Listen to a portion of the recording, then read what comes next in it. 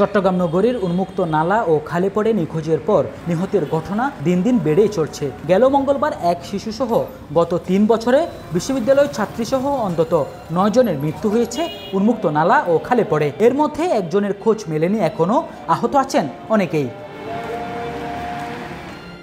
এদিকে খোলা ড্রেন ও অরক্ষিত খালে পড়ে দুর্ঘটনা হতাহতের ঘটনা এখনও স্মৃতিতে তাজা চট্টগ্রামবাসীর। তারপরেও বন্দরনগরী চট্টগ্রামের বেশ কিছু খাল ও ড্রেন রয়েছে খোলা ও অরক্ষিত অবস্থায়। এর ফলে চলতি বর্ষা মৌসুমে আবারও দুর্ঘটনার ঝুঁকি তৈরি হয়েছে। সিটি কর্পোরেশনের সূত্র বলছে, পথচারীদের নিরাপদে চলাচলের জন্য গত ৩ বছরে প্রায় ৩০,০০০ বর্গফুট স্ল্যাব মেরামত ও নতুন করে নির্মাণ করা হয়েছে।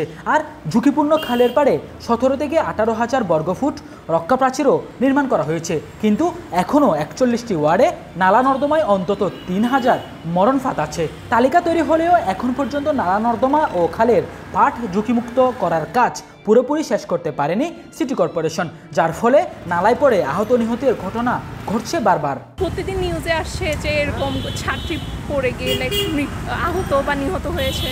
সো অবভিয়াসলি আমাদের রিস্ক আছে, আমাদের লাইফের আছে। সরেজমিন মুরাদপুর, বহদ্দারহাট, মেহেদীবাগ, চট্টেশ্বরী মোড় ২ নম্বর গেট ঘুরে দেখা যায় এসব এলাকার নালার বেশিরভাগ অংশে এখনও স্ল্যাব বসানো হয়নি, খালে নেই নিরাপত্তা বেষ্টনীয়। তাই এসব স্থানে সিটি কর্পোরেশন বা দায়িত্বশীল সংস্থার সুদৃষ্টি কামনা করেছে স্থানীয়রা। যখন পানি উঠবে স্বাভাবিকভাবে মানুষ অসতর্ক হয়ে যাবে, এবং মানুষ যখন পানি উঠবে তখন তো দেখবে না যে মানে কি এখানে পগে কি আছে, এই সাইডে কি আসলেই কি নালা আছে কি নাই, এটা তো দেখতেছে না। সো তখন হচ্ছে গিয়ে কি সে ওখানে পগে যাবে। তো এটা খুবই স্বাভাবিক একটা বিষয়। সবাই আসলে কিছু না কিছু দায়ী। যেমন ধরুন আমরা যারা আছি, আমরা এমন মানুষদেরকে চুজ করি যারা হচ্ছে গিয়ে কি আসলে এই সমস্ত জায়গায় অনেক বেশি কি না দায়িত্বশীল না।